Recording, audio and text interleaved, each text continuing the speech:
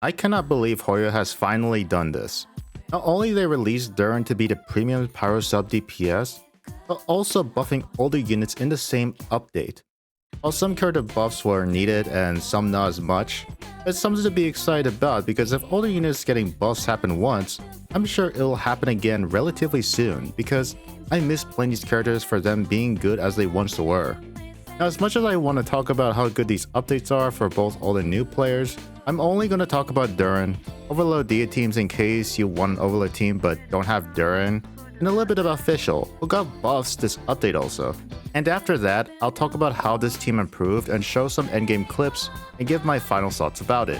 Hope you enjoyed the video of me finally talking about Overload Dehya. Now let's talk about Durin. He is a Dragonborn. No, not that type of Dragonborn, but he was artificially made with an inspiration from the original Durin, who fought the Vaughn and Barbados at Dragonspine 500 years ago, aka the place where Hoyoverse gatekeeps so much lore behind limited time events, meaning if you don't experience these limited time story events in time, you won't ever get another chance to experience it in your entire lifetime.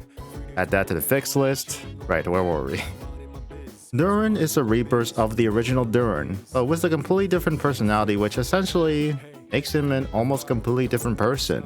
And with him evolving from mini Durin to human Durin not too long ago, he basically became everybody's son. So what makes Durin a big deal? And enough for me to make a video about. He supposedly is the new best pyro sub DPS in the game. He makes all team compositions that uses off-field pyro even better. Reactions like Burning, Burgeon, Vape, Melt, Crystallize, and of course Overload, which I will be mainly talking about.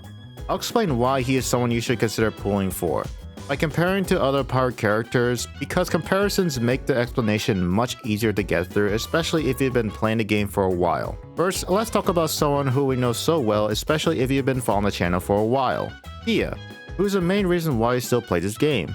Her sole supporting capabilities, to be frank, is not sufficient enough for most teams, as her power app is so slow. But as for Durin, he is really good at it, with power applications being almost every 1 second instead of 2.5 that Dehya has. As we get through more comparisons of other power characters, you'll start to see why Durin is an excellent unit to pull for. Next is Thoma, who has a good power application that's about the same as Durin's, only that Thoma heavily relies on so much energy to keep up his burst for the power app, and needs characters that uses lots of normal attacks and make him useful. And it doesn't do much damage compared to Durin's. When we're talking about Durin's energy needs, he doesn't require much thanks to his skill giving him tons of energy, on top of the energy he creates for the entire team. And the conditions needed for his power application to work is just burst. No normal attacks necessary, meaning tons of more team options is open for Durin. Next is Xiangling, who has always been super reliable on power application and has solid damage output. So why should I get Durin if I have Xiangling? Sure, their damage output is similar, but Durin comes out on top due to having better supporting capabilities on the red shred, lower burst cost, and more importantly, 100% uptime on his power app, making him compatible in almost every single team composition out there that needs pyro, making him the most reliable pyro sub DPS in the game. You may notice I still haven't talked about Mavwika, and that's because using her as a sub DPS is just wasted potential from a logical perspective, when she can easily be the DPS of the team. And Durin is someone who excels at being in the backline. While Mavwika can fulfill both roles, Durin still provides the most thanks to all his utility and versatility he provides as a sub DPS. Now, as much as I like to talk about all the teams Durin is good in, that would take either more than one video or a very long video to explain it all, but to save myself the sanity so I can enjoy my winter break and work on other videos, I'm going to talk about Durin in an Overload team specifically, and show you how good Durin is in my new Overload Dehya team. Now that I summarized Durin's kit enough through comparisons, let's talk about Fichel briefly before getting into my new Overload Dehya team.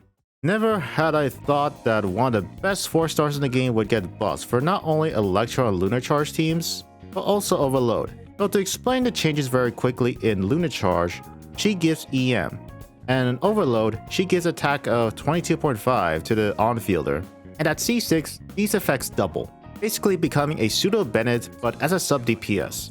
Only requirements to use these buffs is having at least one Hexaderal character in the same team, and that's where Durin comes in. And combine him with Chevres, who is a core part of any Overload team, they became the three musketeers of Overload teams, and you can slot in any power or electric DPS characters easily without needing to worry about who enables Overload. It doesn't have to be Dehya for the final slot. You can use a newly buffed Klee, Arlecchino, and Chlorant, and others as well, as they work well in this Overload team. But for my DPS Dehya, this team really is an upgrade for her, and I'll explain why. If you watched my first video returning to YouTube, you would have seen the free-to-play team I showcased that consists of Chevres, Shangli, and Fischl. And it was a really good team that it was able to clear the hardest content in the game for a while. But it's very hard to use because of needing specific builds to maximize damage while having just enough ER. This is why I was holding back on making a proper Overload Dehya guide for a while. And depending on how far you want to go with Dehya, you might be disappointed that you can't clear every single piece of content in the game with her. Good news is that Overload Dehya has always been my tried and true ever since the Natalan power creep. The reason why Overload teams fit Dehya so well is because having more power characters means you can worry less about ER requirements. And the fact that Dehya can only vape and melt a few times in one burst justifies the viable use of Overload teams. And with no shields in the team, she becomes a great frontliner taking anything that comes at her while stacking her glow set. Now if we weren't talking about Stygian, which is probably everyone's least favorite game mode, I wouldn't hold back and talk about all the Overload variations without a care in the world, but after some of my previous videos become invalidated due to endgame getting harder and with all the BS bosses and HP inflation, I need to be careful with what I say so I can recommend you teams that will remain relevant for a while. Now one thing to note is, as long as you are using Chevres, you can brute force through almost any endgame content due to her insane supporting capabilities even at C0. So before even considering to play Overload teams, do yourself a favor and get one copy of her to start off strong. I'm gonna give you a list of Overload Dehya teams you can use with Dehya, in case you don't have or ever plan to pull for Durin. First variation is Yonsan, and any Electro off-fielder, and I want to personally thank Professor Kirby for giving me his footage long ago of a Dehya team with Yonsan since I don't own her, and funny enough, I still don't own her yet. Now this team may lead you to think if Yonsan can provide meaningful buffs that is enough to replace Bennett and get out of circle impact. Unfortunately, due to the nature of needing to move to keep the buffs up and based off from watching the clips and hearing his takes on it, you shouldn't expect great results unless you have multiple copies of her. It does well in multi-wave content, which makes sense because Dehya likes to lunge every time she punches, but bosses are unmovable. And with pre-C4 Yonsan in the team, you shouldn't expect great results, but otherwise great for these specific scenarios. I still plan to pull for her, so my Varessa can finally have a good support. Next is the Benisara and Raiden variation, who can stomp through a lot of endgame content, and as long as you are not fighting bosses with BS shield mechanics, it is satisfying to play a dual DPS comp. And if Raiden ever gets buffs, I will definitely revisit this team sometime in the future. There is one team I want to honorably mention, which is a Fichel and Yaimiko variation. Now I know Yaimiko was dunked on by many players due to how Fischl is better at what she does, and her getting buffs is definitely not helping her case at all. But a fun story, this team was the closest I ever got to beating a certain Stygian Onslaught boss before being forced to use Mavwika. I still gotta give credit where credit's due, because making use of Chevres team-wide buffs is really smart on my part, but the execution wasn't successful. I do hope Yayu gets buffed soon, but now let's get into the best Overload Dehya team before Durin was released, the Mavwika Oruan variant. I know what a bunch of smartasses are gonna say. This is a Mavwika team, and honestly you're not wrong, but does Dehya doing the most damage against the Stygian Papilla really makes this a Mavwika team? Okay, now that I'm done trolling, this team is just a wheelchair, and honestly, it's not a bad thing. And the only time where I used this team was when the boss is just being unfair like Papilla.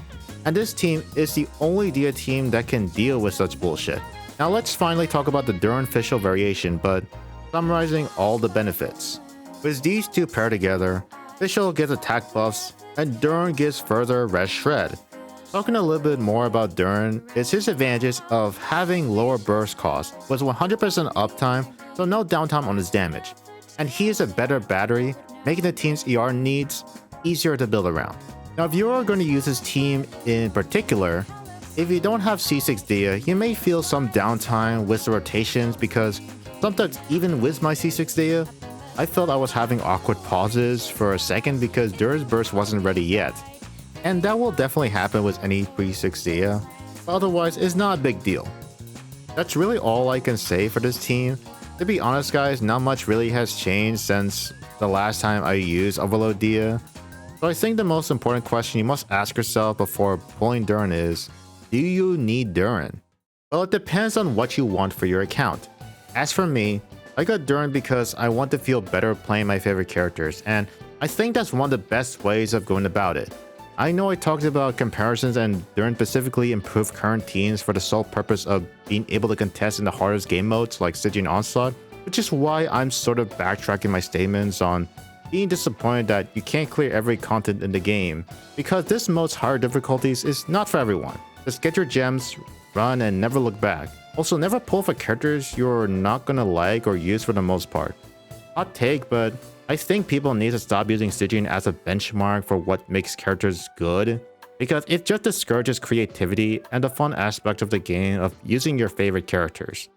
On a more lighthearted note, before Durin was released, I told myself I wasn't gonna get him because I was just fine with my Overload Dehya teams, and with Columbina coming out very soon, I need to save as much as possible. But after many days of contemplating whether I should get him or not, I ultimately decided to pull for him on stream, and it definitely paid off.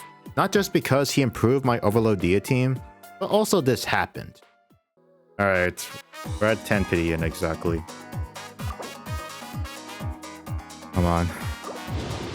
More Yehoda copies would be great. Oh my god! Oh my god! Keep getting away with it! Another Yehoda too! Streamer live! What that's going on? 20 pulls in. Please, Durin. Best case scenario, I get Durin right now. Oh my god! Long time. You can't keep getting away with it! Yeah, I'm definitely set to get Columbina on day 1, which I plan to pull on stream if you don't want to miss out my live reactions such as the Durin one. Okay, before heading straight into the Abyss showcase, here are the builds I'm using. This Abyss honestly went better than I thought because Durin and Dehya does great in multi-wave contents, and that gives them the edge this time around. I love this new team, and I think this will be the best we'll ever get for Overload Dehya for a long time. So if you're thinking about getting Durin for Dehya, I think he'll be a great addition to the team. If you can't get him now, no worries. There's always going to be next rerun, unlike the Dragon Spine lore. And there are other Overload Dehya team options I provided early in the video. I hope that helps you out greatly when looking for an Overload team for Dehya. Now would you look at that, back to back sticking with the current content and not using old footage. Hope you all have a great December, and just in case that this is going to be the last video of the year, Merry Christmas and Happy New Year. More good stuff come to this channel next year, and I hope you enjoy the Abyss showcase featuring Durin, a new addition to my Overload Dehya team.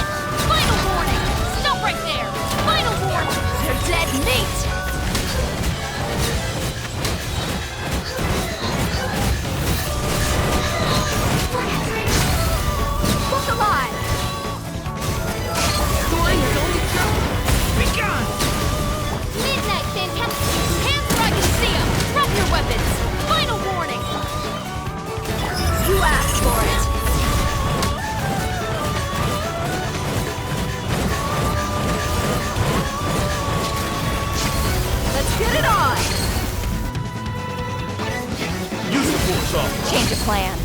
My royal story has only just begun! You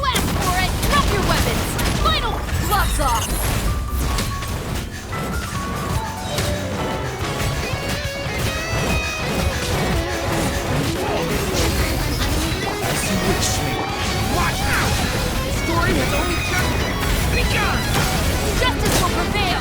Drop your weapons! Final one! For dead meat!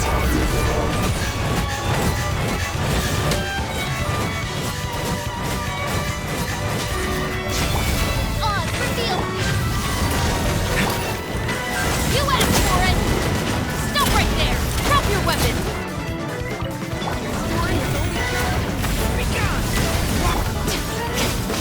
Midnight Fantastic. Fichel!